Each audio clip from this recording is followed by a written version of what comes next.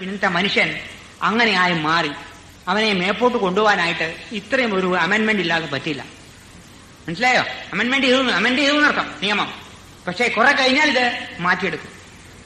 പിന്നീട് ചില രോഗികളോട് പറയാറുണ്ട് ഞാൻ, ഒരു നേരം ഉണ്ടോളൂ, ഒരു നേരം പഴം കഴിക്കൂ, മതി. എനിക്ക് ഇന്നും അറിയാം, ആലപ്പുഴയിലൊരു ഹൃദ്രോഗി വന്നു, 5-6 കൊല്ലം മുമ്പ് വന്നാണ്. അതിഭയങ്കരമായ വേദന. ബൈപ്പാസ് സർജറിക്ക് പോയാൽ പണി തീരുന്നു എല്ലാവരും പറഞ്ഞു. ഡോക്ടറും പറഞ്ഞു ഇത് ഒന്നും ചെയ്യാൻ പറ്റില്ല, പരിപാടി തീരും. അപ്പൊ എന്താ വേണ്ടതെന്ന് ചോദിച്ചു. ഒരു കാര്യം ചെയ്യൂ, ഒരു നേരം ഉണ്ടോളൂ, ഒരു നേരം പഴവും കഴിക്കൂ എന്ന് പറഞ്ഞു. അയ്യോ, ഒരു നേരം പഴം, ശരി. ആദ്യം 2 നേരം പഴവും കഴിച്ചു, ഒരു നേരം ഊണും കഴിക്കാൻ പറഞ്ഞു. ഉച്ചയ്ക്ക് ഊണ്, കാലത്തിന്റെ രാത്രിയും പഴം. ഈ കാലത്തെ പഴം കഴിച്ചു, ഉച്ചയ്ക്ക് ഊണ് കഴിച്ചു, രാത്രി പഴം കഴിച്ചാൽ തുടങ്ങി വേദന, ഭയങ്കര വേദന.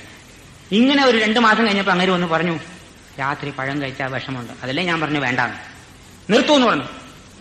ഉച്ചയ്ക്ക് ഊണ് കഴിഞ്ഞാൽ പിന്നെ ഒന്നുമില്ല, പിന്നെ പിറ്റേ ദിവസം കാലത്തേ ഉള്ളൂ എന്ന് പറഞ്ഞു. ഇന്നും പാലിക്കുകയാണ്. 5-8 കൊല്ലമായി സുഖമായിരിക്കണം, ഒരു കുഴപ്പമില്ല.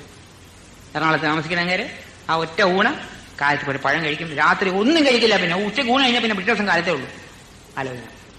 അപ്പോ ചില സമയത്ത് പറയേണ്ടി വരും ചില രോഗികളോട്, അങ്ങനെ ഒരു അവസ്ഥ നിങ്ങൾക്ക് ആർക്കും വരാതിരിക്കട്ടെ എന്നാ ഞാൻ പറഞ്ഞു. അപ്പൊ 3 നേരം ധാന്യം കഴിക്കുന്നത് തെറ്റ്. ഒരു നേരമെങ്കിലും ഫലാഹാരം, പഴങ്ങൾ മാത്രം കഴിക്കും. വിസ്തരിച്ച് പിന്നെ പറയാം എന്തുകൊണ്ട് പഴം കഴിക്കാൻ പോകുന്നത്, അത് പിന്നീട് പറയാം വിസ്തരിച്ച്.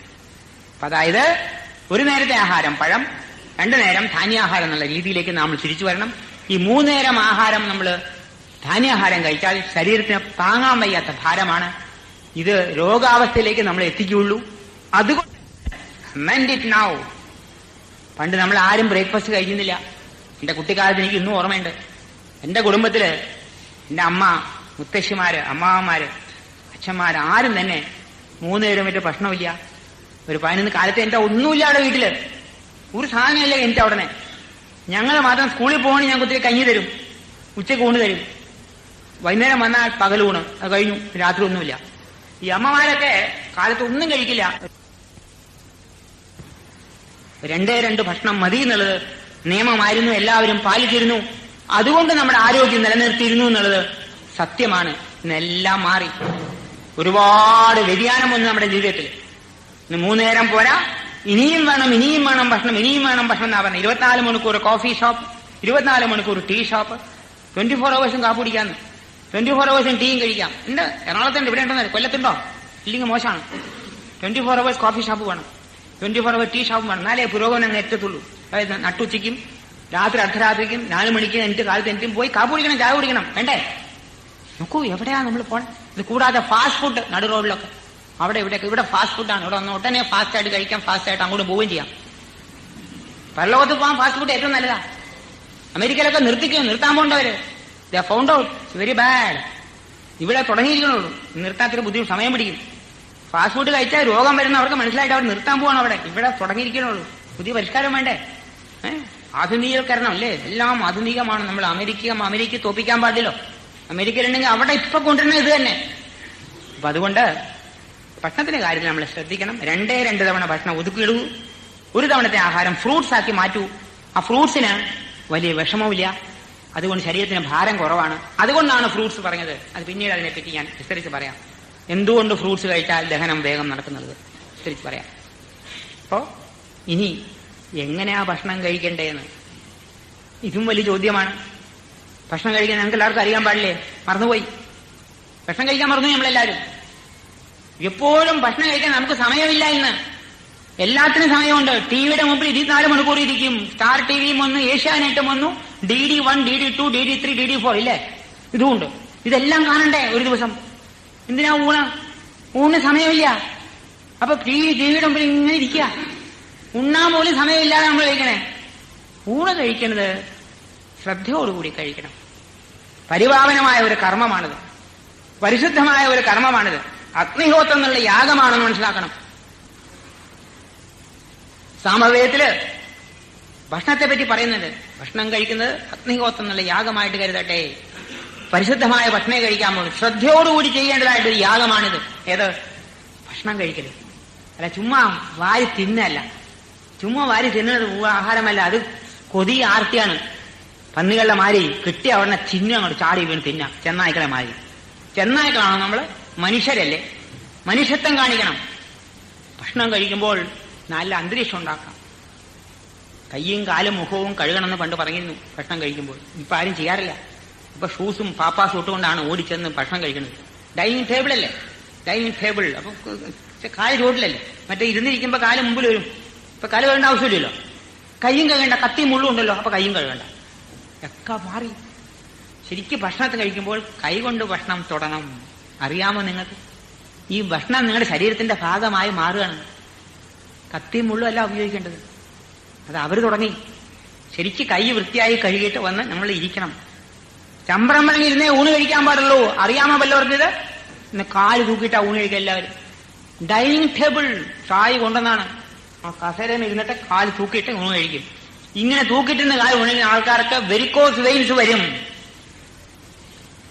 ദിവസത്തില് 24 മണിക്കൂറില് നമ്മളെ സ്ത്രീജനങ്ങള് അടുക്കളയിൽ കയറി കഴിഞ്ഞാൽ നിന്നും കൊണ്ടാ ജോലി ചെയ്യുന്നത്. സകല ജോലിയും നിന്നും കൊണ്ടാ. ഇരുന്നും കൊണ്ട് ഒരു ജോലിയുമില്ല. നിന്നും കൊണ്ട് ഭക്ഷണം പാകം ചെയ്യണം, നിന്നും കൊണ്ട് കഷ്ണം നുറുക്കണം, നിന്നും കൊണ്ട് കറിക്കരയ്ക്കണം, നിന്നും കൊണ്ടെല്ലാം താഴെ തൂക്കിയിട്ട് ഊണും കഴിക്കണം. ഇത്ര സ്ത്രീകൾക്ക് ഒരു 40 വയസ്സാകുമ്പോഴത്തേക്കും സകലവർക്കും വെരിക്കോസ് വെയിൻസ് ഉണ്ടാവും കാലത്ത്.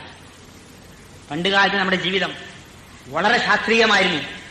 അടുക്കള എന്ന് പറഞ്ഞാൽ അടുപ്പ് ചോട്ടില്ല, അടുപ്പ് മുകളിലല്ല. ആ സ്ത്രീകളെ ഇരിക്കും എഴുന്നേക്കും, ഇരിക്കും എഴുന്നേക്കും, ഇരിക്കും എഴുന്നേക്കും. ഇതായി വ്യായാമായില്ലേ. ഇന്ന് ചമ്മന്തി അരയ്ക്കാൻ പോയിച്ചപ്പോ വീട്ടില് നമ്മുടെ പണിക്കരാണ് ചമ്മന്തി അരച്ച്. അപ്പൊ ഞാൻ പറഞ്ഞു മിക്സിയിൽ അരയ്ക്കണ്ടേന്ന് ചോദിച്ചു. അല്ല വേണ്ട, കൈകൊണ്ട് അരയ്ക്കാം, കൈകൊണ്ട് വ്യായാമം. ഇപ്പൊ അതുമില്ല, ഇപ്പൊക്കെ മിക്സിയാ. സകലതിന് യന്ത്രം വന്നു, ഒരു ജോലിയും ചെയ്യില്ല. മടിയുടെ കൂടെ ഞാൻ ഇന്നലെ പറഞ്ഞു അതിനെപ്പറ്റി, ഞാൻ വിസ്തരിക്കണില്ല. അല്ലെങ്കിൽ ഞാനോ അപ്പോഴാ പറഞ്ഞെന്നറിയില്ല. അപ്പോ ആ നമ്മുടെ ജീവിത രീതി മുഴുവൻ മാറ്റം വന്നപ്പോൾ ഒരുപാട് വിഷമം വന്നു. ഇരുന്നും കൊണ്ടാണ് ഊണ് കഴിക്കേണ്ടത്. ചമ്പ്രം പറഞ്ഞിരുന്ന്. ഞാനും എന്റെ വീട്ടിലും ഒരു ഡൈനിങ് ടേബിൾ ഉണ്ട്. കസേര വേണോ എടുത്തോളൂ, ഒരു കസേര എടുത്തിരുന്നോളൂ. നേരം വൈകി വന്നു, ഇപ്പൊ വന്നേളോ. അപ്പൊ അതായത് ചമ്പ്രം പറഞ്ഞിരിക്കുക, കാല് തൂക്കിട്ടിരുന്ന് ഊണ് കഴിക്കാൻ പാടില്ല, അശാസ്ത്രീയമാണ്. ശരീരത്തിന് യാതൊരു ഭാരവും പാടില്ല. ശരീരത്തിന് പൂർണ്ണമായിട്ടും ആയാസം വരണം. കാല് ചൊന്നിരിക്കണം, കയ്യും കാലും കഴുകി വൃത്തിയാക്കണം. വൃത്തികേടൊന്നും അകത്ത് കിടത്താൻ പാടില്ല. പണ്ടൊക്കെ നമ്മുടെ കുടുംബത്തിൽ കയറുമ്പോൾ ചെരുപ്പ് പുറത്ത് വെക്കാൻ പറയും. കാല് കഴുകിയിട്ടേ ഉള്ളിൽ കയറാൻ പാടുള്ളൂ. ഒരു കിണ്ടി വെള്ളവും കൊണ്ടുവയ്ക്കും, അറിയാമോ, കുടുംബത്തിന് മുമ്പിൽ. ഇപ്പൊ അതില്ല, പോയി, അതൊക്കെ പോയി. ഇപ്പൊ ഇന്നും ഞാൻ പല ഭാഗത്തും കണ്ടിട്ടുണ്ട്. വടക്കേ മലബാറിൽ ഇന്നും പോയിട്ടില്ല. പല വീടുകളിൽ ചെല്ലുമ്പോൾ ഒരു കിണ്ടി വെച്ചേക്കണം. പക്ഷെ എന്തിനാന്ന് പറയാ ആർക്കറിയില്ല. ഒരു കിണ്ടി വെള്ളം വെച്ചിട്ടുണ്ട്, എന്തിനാണെന്നറിയില്ല അവർക്ക്. എനിക്കറിയാം, കാല് കഴുകി ഉള്ളിൽ കയറാനാ. ഈ വൃത്തികേട് മുഴുവൻ അകത്തേക്ക് കയറ്റരുത്, അതിന് വേണ്ടിയാ. മനസ്സിലായില്ലേ? ചപ്പും ചവറും തുപ്പലും ചീട്ടോ സകലും ചവിട്ടിയിട്ടാ വരണേ പുറത്തുനിന്ന്. അപ്പൊ ചെരുപ്പുണ്ടെങ്കിൽ പുറത്ത് വെച്ച കാലും കഴുകിയിട്ട് വേണം ഉള്ളിൽ കയറാന്നാണ് നിയമം പണ്ട്. അകത്ത് വൃത്തികേട് പാടില്ല. പരിശുദ്ധമായ ഒരു വീടാണ് വേണ്ടത്. ആണ് മന്ദിരം എന്ന് പറഞ്ഞത്. അമ്പലത്തിന്റെ മാതിരി പ്രതീകം വേണം. ശാരദാ മന്ദിരം, കാർത്തിക മന്ദിരം. മന്ദിരം എന്ന് പറഞ്ഞാൽ എന്താ? അമ്പലം എന്നർത്ഥമില്ലേ? വീട് മന്ദിരമായി പരിശുദ്ധമായിരിക്കണം എന്നർത്ഥം. അതാ ഉദ്ദേശം. അതാണ് പരിശുദ്ധമായിരിക്കണം. അതിന്റെ അകത്ത് തുപ്പാൻ പാടില്ല, മലമൂത്രാദി വിസർജനങ്ങൾ പാടില്ല, അസഭ്യ വചനങ്ങളും പറയാൻ പാടില്ല. അതിന്റെ അകത്ത് അമ്പലം പോലെ, ക്ഷേത്രം പോലെ, പള്ളി പോലെ അതിന്റെ അകത്ത് കയറിയാൽ പിന്നെ അസഭ്യ വചനങ്ങളൊന്നുമില്ല. പരിശുദ്ധമായ വാക്കുകൾ മാത്രമേ പാടുള്ളൂ. മന്ദിര സമാനം ആയിട്ട് കുടുംബം മാറുന്നതാണ് ഇല്ലാതെ. ഇതൊക്കെ പോയി. ഇന്ന് എന്തും പറയാൻ കുടുംബത്തിലില്ലേ? അങ്ങനെ ആയി മാറി. ആ പരിശുദ്ധമായ അന്തരീക്ഷം കൊണ്ടിടണം. എല്ലാവരും ഉണ്ണായിരിക്കണം. ഒന്നിച്ചിരുന്നേ ഊണ് കഴിക്കാൻ പാടുള്ളൂ. ഒന്നിച്ചിരുന്നാണ് ഭക്ഷണം കഴിക്കേണ്ടത്. ഇന്ന് ആരും ചെയ്യണില്ലാതെ. എന്താ കാരണം? എല്ലാവരും ബിസിയാ. കാലത്തെ ഭക്ഷണമെല്ലാം ഉണ്ടാക്കും അമ്മ. മകൻ വരും, അയ്യോ എനിക്ക് പോരായി വാരി തന്നിട്ട് ഓട്ടും. അപ്പൊ മകൾ ഓടി വരും, അയ്യോ എനിക്കും പോരായി. മകൾ രണ്ടാമതാണ്, മകളും പോടി. അപ്പത്തേക്കും ഹസ്ബൻഡ് വരും, അയ്യോ എനിക്കും പോരായി.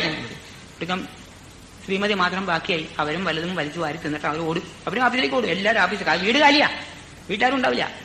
ഇതാണ് സ്ഥിതി. അപ്പൊ ഒന്നിച്ച് ആരും ഭക്ഷണം കഴിക്കണില്ല. ഭക്ഷണം ഒന്നിച്ച് കഴിച്ചാൽ മാത്രമേ കുടുംബത്തിന് നിലനിൽപ്പുള്ളൂ.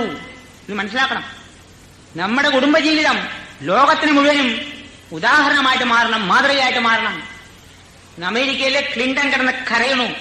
കുടുംബജീവിതം ഇല്ലാത്ത ഒരു രാഷ്ട്രമായി മാറിയിരിക്കുന്നു USA മുഴുവൻ. അവിടെ കുടുംബമില്ല, അവിടെ അച്ഛനുമില്ല, അമ്മയില്ല. The old man and old woman. അച്ഛനുമില്ല, അമ്മയൊന്നും ഇല്ല അവിടെ. അവിടെ കെട്ടിടങ്ങൾ മാത്രമുണ്ട്, വലിയ വലിയ കെട്ടിടങ്ങൾ മാത്രമുണ്ട്. അവരെപ്പോഴും പറയാറുണ്ട്, a home is made of hearts, a house is made of bricks. അല്ലേ? ഒരു വീടുണ്ടാക്കുന്നത് ബ്രിക്സ് കൊണ്ട്, ഇഷ്ടിക കൊണ്ട്. ഒരു വീട്, ഒരു ഹോം ഉണ്ടാക്കുന്നതോ ഒരു കുടുംബം ഉണ്ടാക്കുന്നതോ ഹൃദയത്തിന്റെ ചർമ്മം കൊണ്ടാണ്. ആ ഹൃദയ ചർമ്മം ഇല്ല അവിടെ. കരയുന്നു അദ്ദേഹം. അമേരിക്കയിൽ നിന്ന് ആ സമൂഹ വ്യവസ്ഥ മുഴുവൻ തകർന്നിരിക്കുന്ന കാരണം അദ്ദേഹം പറഞ്ഞു, 40% of Americans are born without wedlock. അച്ഛനുമില്ല, അമ്മയില്ല, ആരുമില്ല, വിട്ടിച്ച് പോവാ. 40%. ആലോചിച്ച് നോക്കൂ, അമേരിക്ക ജനിക്കുന്ന പിള്ളേരില് 40% പിള്ളേരും ദേ ആർ ബാസ്റ്റേർഡ്സ് എന്ന് അവർ തന്നെ പറഞ്ഞതാണ്. ഇങ്ങനെ പോവാണെങ്കിൽ അടുത്ത 50 കൊല്ലം കഴിയുമ്പോഴത്തേക്കും the whole America will become a nation of bastards എന്ന് ഞാൻ പറഞ്ഞല്ലാട്ടോ. I am not condemning them, I am sorry for them. ഞാനിത് വായിച്ചാണ് പേപ്പറിൽ. The whole America will become a nation of bastards. നമുക്കിത് അനുകരിക്കേണ്ട ആവശ്യമില്ല. അമേരിക്കയിൽ പോകുമ്പോൾ ഞാൻ പ്രത്യേകം പറയാറുണ്ട്, ആര് പോകുമ്പോഴും പ്ലീസ് അവിടെ പോയിട്ട് നശിക്കല്ലേ എന്ന് ഞാൻ പറയാറുണ്ട്. ഈ കുടുംബജീവിതം കൊണ്ട് അവർക്ക് സമ്മാനം ചെയ്യും. കുടുംബജീവിതം അവർക്ക് കാണിച്ചു കൊടുക്കൂ. ഇതാണ് നമ്മുടെ കോൺട്രിബ്യൂഷൻ. ഭാരതത്തിന്റെ കോൺട്രിബ്യൂഷനാണ്. ഇത്രയും നല്ല കുടുംബജീവിതം ലോകത്തൊരിടത്തുമില്ല. കുടുംബജീവിതം അമേരിക്കയില് ഈ കുടുംബജീവിതം വരണം എങ്ങനെയാണെന്ന് പിന്നെ പറയാം.